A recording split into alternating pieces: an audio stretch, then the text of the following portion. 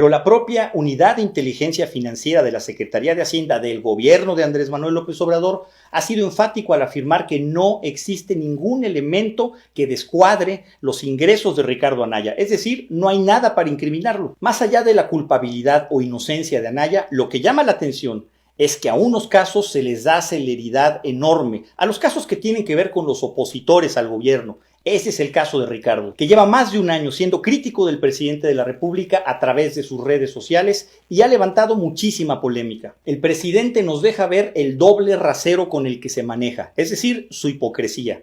Porque ahí está el caso de Rosario Robles, que sigue presa por identificarse con una licencia supuestamente falsa para una audiencia en el reclusorio. O el caso de Ildefonso Guajardo, exsecretario de Economía, que también ha sido acusado por el gobierno de López Obrador de enriquecimiento ilícito. Y a últimas fechas está el caso del diputado electo por el estado de Veracruz y por el PRD, Rogelio Franco. Él está encarcelado y no podrá tomar protesta en la Cámara de Diputados simplemente porque supuestamente agredió a un policía. Es un perseguido político del gobernador morenista. Por otro lado, están los casos de impunidad que crecen como la espuma en este sexenio, sobre todo tratándose de cercanos y hasta de familiares de Andrés Manuel López Obrador.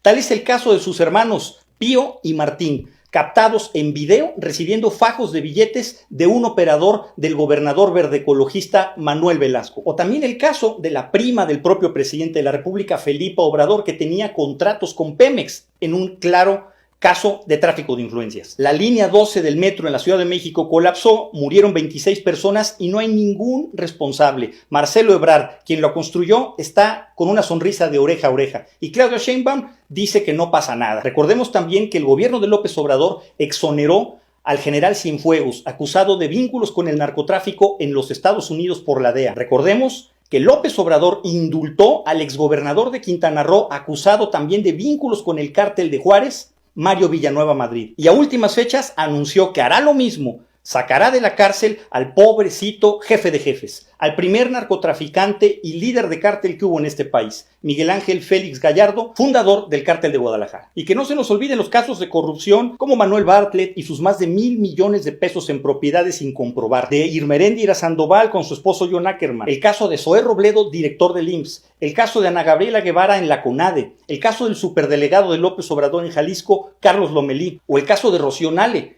que le ha dado contratos millonarios a su compadre, o el caso del Instituto para devolverle al pueblo lo robado, donde lo incautado lo mutilaron y lo vendieron en partes. Abrazos, no balazos. Ese es el lema con el que dice López Obrador que combate a la delincuencia organizada. Pero parece ser que también lo aplica para otros rubros, porque aquí los abrazos son para sus familiares y sus cuates los corruptos y los balazos para los que él llama sus adversarios políticos, los que le estorban o los que le incomodan. Lo paradójico es que por 18 años López Obrador se dijo perseguido del régimen y siempre acusó que le querían ganar a la mala, pero hoy López Obrador está haciendo lo que él siempre criticó.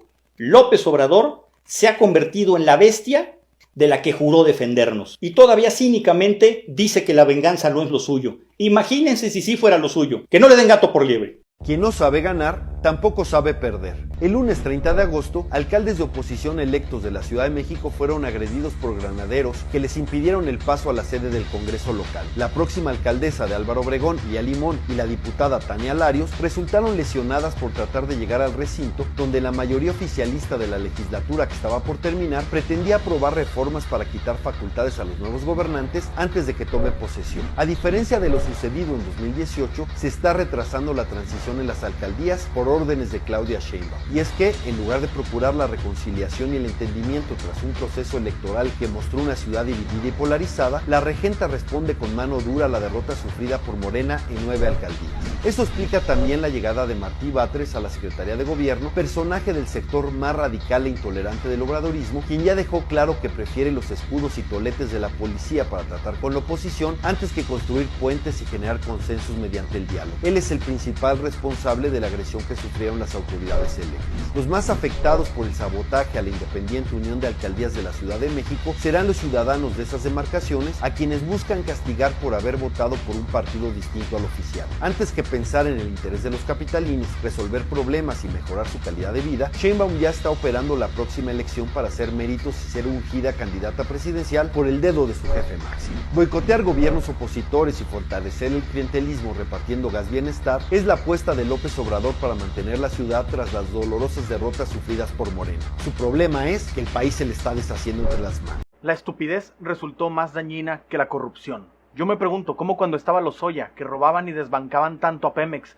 todavía tenía ganancias. Y ahorita, que están los que se supone que ya no roban, Pemex está teniendo pérdidas históricas. No habíamos visto en México tanta pérdida de riqueza en el periodo neoliberal que les gusta llamar. Empecemos desde el principio. AMLO se ha dedicado toda su carrera política a tener un discurso, la justicia social, el primero los pobres. Yo no estoy seguro de que realmente quiere él ayudar a los pobres a salir de pobres, pero concediendo que él sí quisiera sacar a la gente de la pobreza. El mayor problema de López Obrador es que no entiende cómo funciona el dinero, no entiende cómo funciona la riqueza. Y esto es lógico, él nunca ha tenido un trabajo, toda su vida ha sido burócrata o activista, nunca le ha podido dar valor agregado a un producto o a un servicio. No entiende la generación de riqueza. Y ahí va, no está mal no entenderlo, siempre y cuando cumplas con dos cosas. Acepta que no entiendes y delega las decisiones técnicas a los expertos. Pero Andrés Manuel no hizo ni lo uno ni lo otro. Él cree que entiende de economía. Hasta inventó sus términos de la economía moral y el índice de felicidad. Él de verdad piensa que sabe. Pero todos tenemos que saber que este es un hombre que se tardó 14 años en pasar la materia de economía. Y en la parte de delegar estas decisiones económicas a los que sí saben, ya todos supimos qué pasó. Metió a Carlos Ursúa a dirigir la Secretaría de Economía. Carlos es un gran economista. Pero como Andrés Manuel cree que sabe, cree que entiende, él tomaba las decisiones. Carlos Ursúa no duró ni 6 meses en el puesto antes de renunciarle. Y el actual secretario Herrera es una marioneta que le dice que sí a todo al presidente, que el presidente lo regaña en público. Entonces no cumplió ni una de las dos, ni sabe que no entiende, ni le hace caso a los que sí entienden. Por eso, el PIB de México bajó desde el 2019, desde antes del coronavirus. Y no hay que olvidar que AMLO prometía un 6% de crecimiento de PIB. Él tuiteaba cuando el PIB creció 0.08 en un mal año del PRIAN, que 0.8 y 0 es lo mismo, que nosotros sí sabríamos hacerlo, nos iría mejor con López Obrador. Pero ahora, que él fue el que se empinó la economía, peor que el PRIAN, y que contrajo el PIB desde su primer año, lo que dijo fue que el PIB no sirve, que ahora hay que medir la felicidad. Y ahí tenías a todos los analistas chairos del internet dando explicaciones económicas de cómo el PIB tiene problemas. Y sí, medir el PIB no es perfecto. Hay casos como en Irlanda, que en un solo año fue Facebook, metió todas sus inversiones ahí para pagar menos impuestos que en Estados Unidos y el PIB de Irlanda subió 20%. Obviamente eso no significa que los irlandeses tienen 20% más riqueza, pero son casos específicos en los que vale la pena ver mediciones alternativas al PIB. No son casos generales como en México. Aquí se contrajo el PIB desde el año pasado sin coronavirus porque se fueron las inversiones. Se perdieron decenas de miles de empleos, nos endeudaron más con el Banco Mundial y están quebrando a las paraestatales, Pemex y la CFE. Y esto es porque decisiones que están al nivel de las que toman la mesa directiva de Apple o de Microsoft, con cientos de expertos, aquí en México las está tomando un señor que no entiende de economía. Porque de la gente que él pone en su gabinete no espera consejo ni soluciones, espera obediencia. Vamos a lo más importante, quiero que vean el tamaño del daño. El primer año de AMLO, Pemex, la empresa consentida de AMLO, perdió 35,000 millones de dólares. Y antes de que los chairos vengan con sus maromas, sí, las ganancias de Pemex se estaban reduciendo drásticamente, pero todavía eran ganancias. En 2017 las ganancias de Pemex todavía eran de 281,000 millones de pesos. En 2018 se desplomaron 148,000 millones de pesos, pero cuando entró AMLO se rompió la tendencia de bajada que llevaba, se hizo un pico. Perdió 600,000 millones de pesos el primer año. Y acaban de salir los datos del 2020. En el primer trimestre ya perdió casi los 600,000 que había perdido en todo 2019, que era el peor año de la historia de Pemex. En 3 meses de su segundo año, igualó las pérdidas de todo su primer año. Pero ¿cómo nos va a sorprender esto si el que está dirigiendo Pemex es un agrónomo? Le puso ahí por obediente, porque un agrónomo sabe de ranchos, sabe de otra cosa. No sabe de producción petrolera, perforación, exploración, generación de energía. Claro que no. Andrés Manuel y Morena lograron en 15 meses la mayor debacle en la historia del mundo para una empresa petrolera. Porque si las pérdidas hubieran sido leves o moderadas, se podría decir que va con la misma inercia de la década pasada, que iban perdiendo gradualmente las ganancias y llegaron a pérdidas. Pero aumentar la caída por 10 quiere decir que este es un problema actual. Desde que entró Morena, Pemex ha perdido 1.3 billones de pesos. Perdónenme, fanáticos de López Obrador, pero no hay maroma que lo justifique. Y en la CFE que controla Bartlett, las cosas no fueron mucho mejor. Solo en el primer trimestre del 2020 las pérdidas de la CFE crecieron en un 854%. Y en la CFE se entiende mucho más fácil, porque aparte de inepto es un corruptazo. Y hay que decir esto hasta el cansancio. Bartlett roba con permiso del presidente, quien lo defiende a capa y espada. Y las consecuencias de todo esto, que estemos perdiendo billones y billones por estupidez de un presidente y su partido, ya son más que evidentes.